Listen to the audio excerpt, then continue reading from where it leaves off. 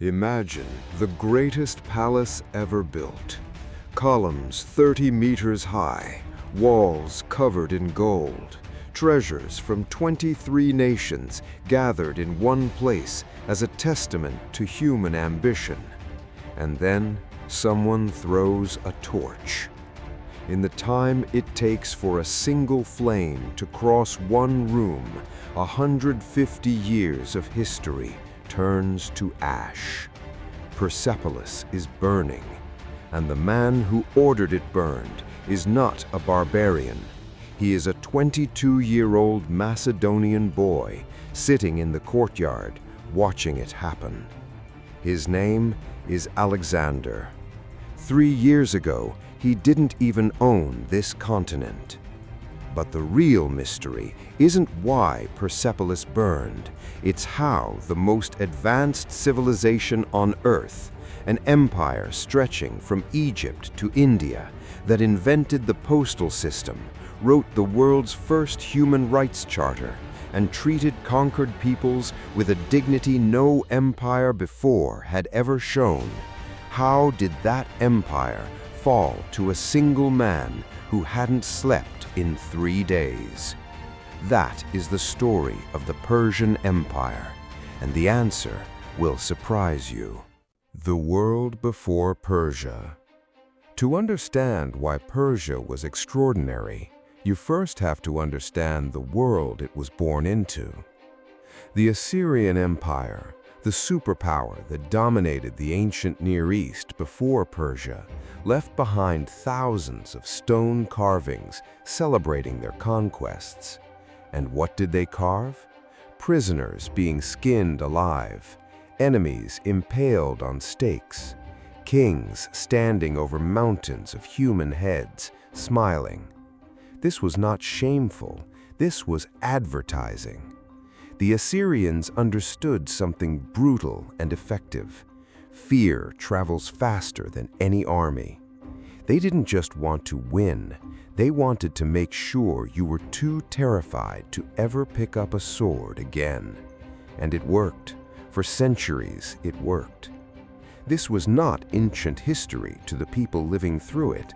This was simply the nature of reality, the way the world worked and had always worked. No philosopher had yet argued for human dignity. No religion had yet made compassion a political principle. The idea that a conquering king might owe anything to the people he conquered, protection, respect, basic humanity, did not exist. It had never existed. It was quite literally unthinkable, until one man thought it. When Babylon eventually broke Assyrian power, it brought its own cruelty. Nebuchadnezzar conquered Jerusalem, destroyed the holiest temple in the Jewish world, and marched the entire population into slavery. This was the world in 600 BC. Conquer or be conquered, enslave or be enslaved. And then, from the mountains of what is now southern Iran, a man appeared who looked at that entire system and decided it was wrong. His name was Cyrus, king of a small Persian tribe that nobody took seriously. Within 30 years, he would rule the largest empire the world had ever seen, and he would build it in a way that nobody had ever imagined possible. Cyrus the Great, the king who freed nations. In 539 BC, Cyrus marched his army to the gates of Babylon, the greatest city on earth, protected by walls so thick that 2 chariots could race side by side along the top. The city opened its gates and let him in, without a siege, without a battle, without a single building burned.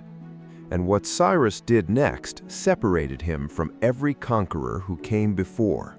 He issued a declaration, not a list of demands, a declaration of rights.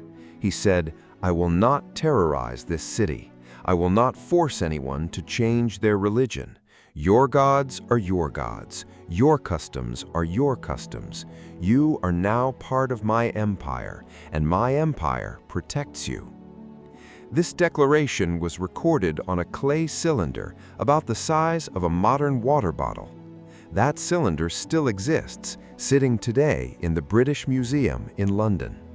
Historians call it the world's first human rights charter, written 2,500 years before the United Nations Universal Declaration of Human Rights. But Cyrus wasn't finished. Among the slaves in Babylon were the Jews, dragged from Jerusalem 47 years earlier. Cyrus freed them all. He gave them money for the journey, returned their sacred objects, and told them, "Go home. Rebuild your city. You are free."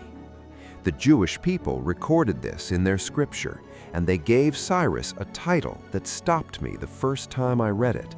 They called him Mashiach, the Anointed One, the Messiah.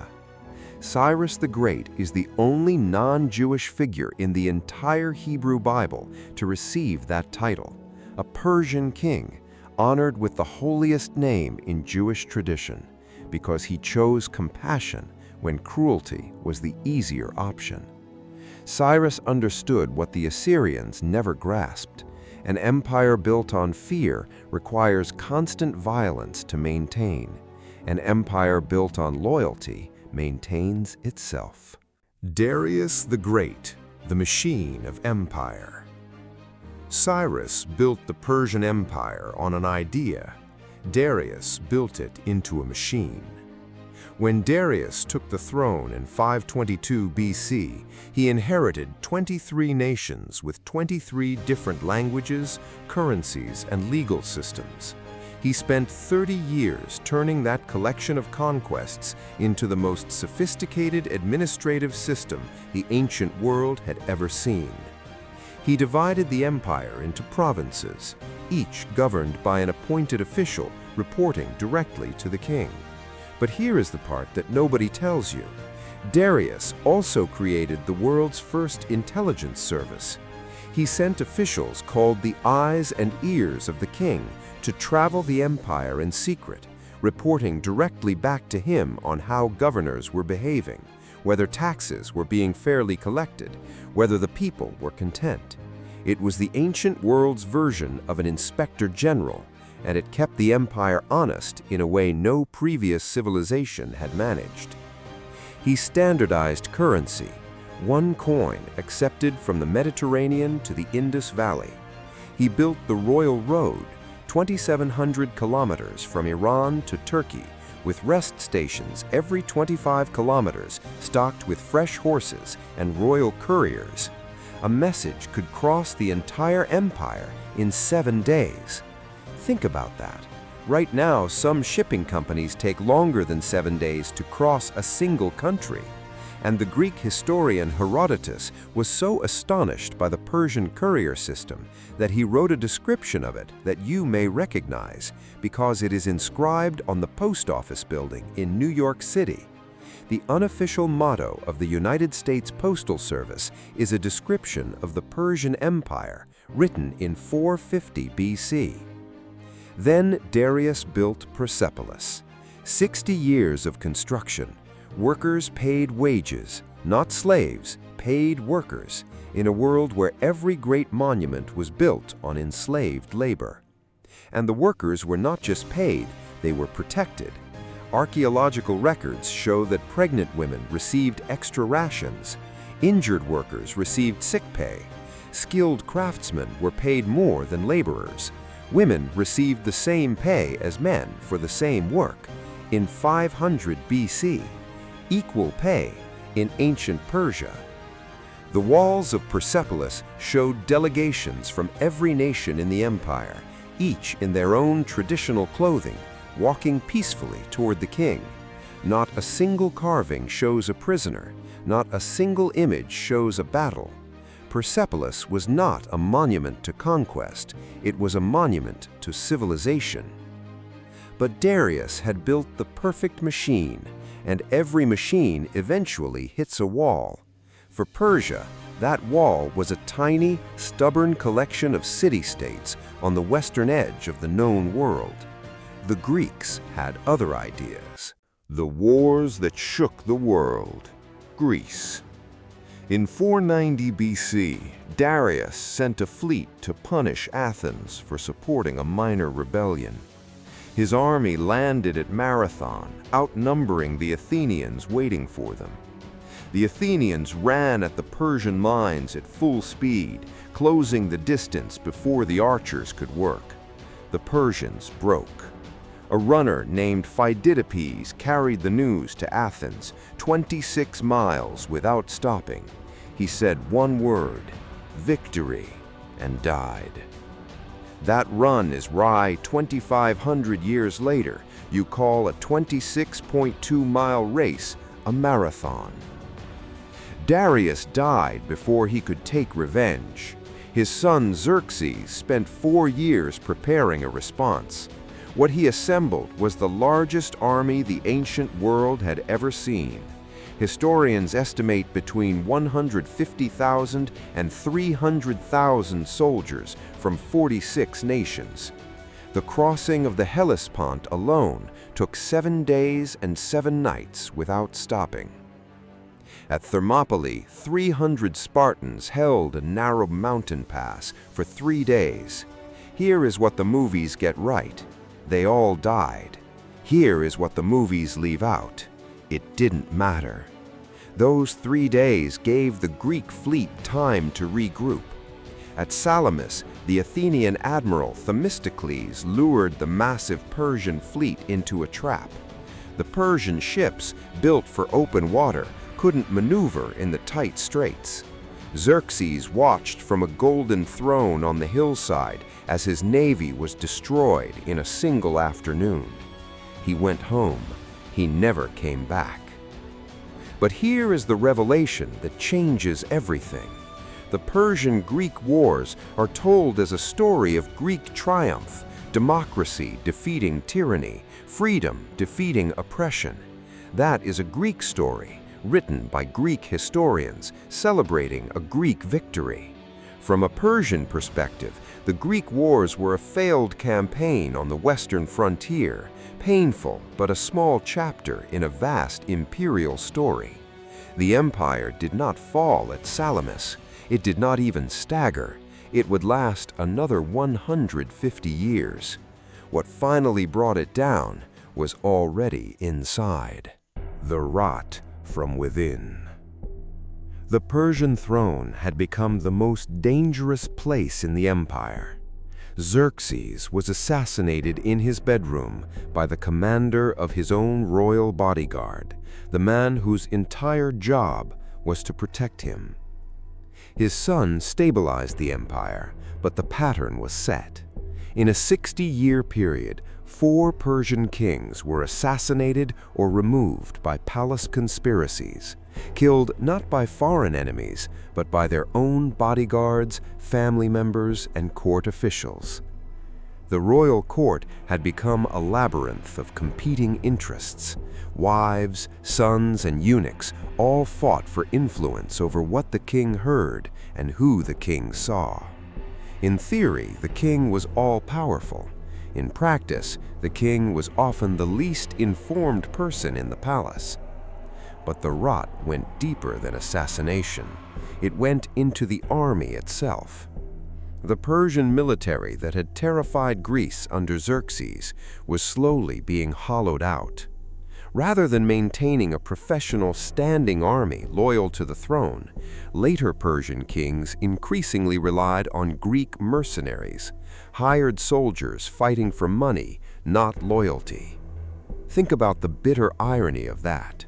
The empire that had once made Greece tremble was now paying Greek soldiers to defend itself. The conqueror had become dependent on the conquered. And the provinces were quietly slipping away. Egypt rebelled and broke free in 404 BC, and Persia spent 60 years trying to get it back. Local governors, the satraps Darius had created to manage the empire, were accumulating so much personal power that some had effectively become independent kings in all but name. The royal road that had once carried the king's orders across the empire in 7 days now carried news of yet another revolt. Artaxerxes III reunified the empire in 343 BC by murdering 80 of his own brothers to eliminate rival claims to the throne. He was poisoned by his own vizier 7 years later. His successor lasted 2 years before being assassinated. The last king, Darius III, inherited a throne that had passed through 4 rulers in 3 years, a court riddled with conspirators, and an army whose best generals had been purged by paranoid predecessors. Cyrus the Great had built an empire on loyalty. His descendants had forgotten the lesson entirely. And across the sea, a 20-year-old Macedonian king had just buried his father, consolidated his power, and turned his eyes east. The empire was hollowed out, a giant waiting for a single push. Alexander was ready to provide it. Alexander and the Fall. In 334 BC, Alexander crossed into Persia with 40,000 soldiers against an empire of 50 million people. Every rational analysis said he should lose. He didn't. 3 battles decided the fate of the ancient world. At the Granicus River, Alexander nearly died twice and broke through. At Issus, Darius III arrived with an army vastly larger than Alexander's and fled the battlefield, abandoning his mother, wife, and daughters to save himself. Alexander captured them and treated them like royalty. He sent Darius a message: "Your family is safe. No harm will come to them." Darius reportedly wept when he heard. At Gaugamela in 331 BC, Darius had rebuilt his army, chosen a flat, open plain, and done everything right. Alexander created a gap in his own lines deliberately, then drove his cavalry through it directly at Darius. Again, Darius fled. This time, his own generals seized him. In the summer of 330 BC, the last king of the Achaemenid Empire was stabbed by his own men and left dying by the side of a road. Alexander arrived minutes later. He covered the dying king with his own cloak, held his hand, and promised his murderers would be punished.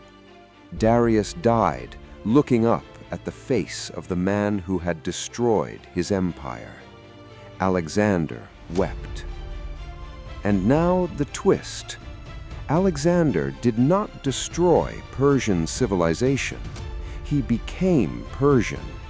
He wore Persian robes, performed Persian ceremonies, married a Persian princess, and appointed Persian nobles alongside his Macedonian generals.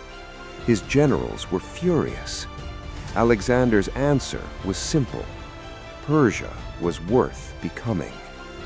Then came Persepolis. The burning happened after Gaugamela. Some say a calculated political act. Some say revenge for the Persian burning of Athens. Some say a drunken accident at a party. Alexander reportedly looked at the ruins the next morning and felt immediate regret. But his final act tells you everything. He made a pilgrimage to the tomb of Cyrus the Great and found it robbed and desecrated. He was furious. He ordered it immediately restored. He stood before the tomb of the man whose empire he had just destroyed and wept. The legacy that never died. Alexander died in Babylon in 323 BC, aged 32.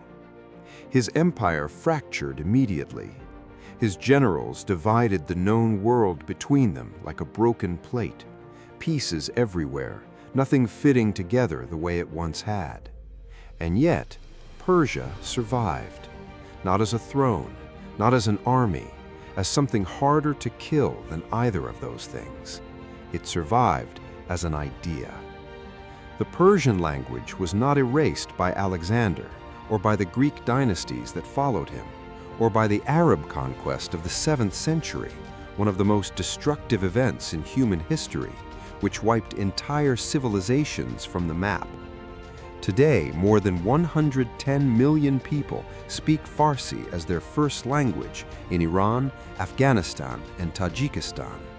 It is one of the oldest continuously spoken languages on Earth. And when the Arab armies conquered Persia in 651 AD, something unexpected happened. The conquerors were conquered culturally. Within 2 centuries, the greatest works of Islamic science, mathematics, medicine, and poetry were being written not in Arabic, but in Persian. The Arab Empire had absorbed Persia, and Persia had absorbed the Arab Empire right back. The poets came first. Rumi, the 13th century mystic, whose poems are today the best-selling poetry in the United States, a Persian poet from 800 years ago, outselling every living English-language poet in America, wrote in Persian. Hafez, whose verses are still used in Iran today to make life decisions the way some cultures consult the Bible, wrote in Persian. Omar Khayyam, whose Rubaiyat became a sensation across the Western world when it was translated in the 19th century, wrote in Persian. These were not just poets, they were the carriers of an entire civilization's way of seeing the world, its philosophy, its spirituality, its belief that beauty and wisdom are inseparable. That tradition did not just survive conquest, it flourished under it. But the deepest legacy of Persia is not linguistic or literary. It is the one you interact with every single day without knowing it. Every Islamic empire that rose after the Arab conquest, the Abbasids, the Fatimids, the Seljuks, the Mughals, and yes, the Ottomans, inherited the Persian model of governance.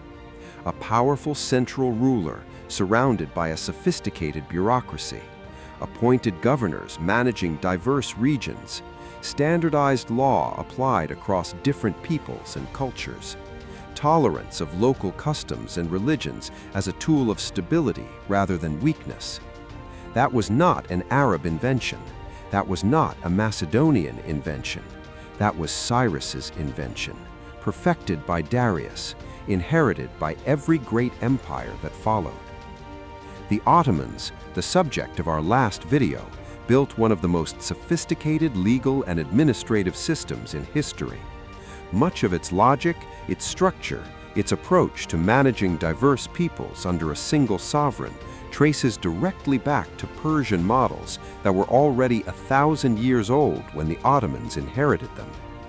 When Suleiman the Magnificent sat in Constantinople and administered an empire stretching from Vienna to Baghdad, he was sitting, knowingly or not, in the shadow of Darius the Great. And Cyrus's most radical idea traveled further than any of this. It traveled into the Hebrew Bible, where Cyrus is honored as a Messiah. It traveled into Greek philosophy, where Persian administrative genius influenced thinking about ideal governance. It traveled into Roman law, which borrowed heavily from Persian legal concepts through the Hellenistic kingdoms that bridged them. It traveled into the Islamic Golden Age, where Persian scholars preserved and advanced the knowledge of the ancient world through centuries that Europe spent in darkness. In 1971, the United Nations had copies of the Cyrus Cylinder distributed to every member state.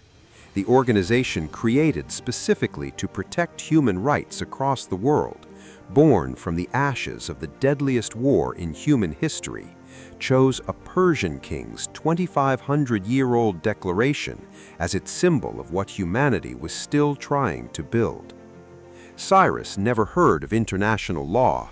He lived without printing, without electricity, without any concept of what the modern world would become. And yet, he got there first. That is the Persian Empire. Not just the largest empire the ancient world had ever seen, not just the birthplace of the postal system, standardized currency, equal pay and paid labor, but the civilization that first looked at a world built entirely on fear and cruelty and decided, with full knowledge of the alternatives, that there was a better way to build something that lasts. They were right, and we are still living in the world they imagined. The Ottomans called themselves the heirs of Persia, but before the Ottomans, before the Arabs, one civilization took the Persian idea of empire and pushed it to its absolute limit, building the largest contiguous land empire in human history, stretching from the Pacific Ocean to the gates of Vienna. An empire that appeared from nowhere, conquered everything, and then transformed into something nobody expected. The Mongols. Next time on House of Wisdom.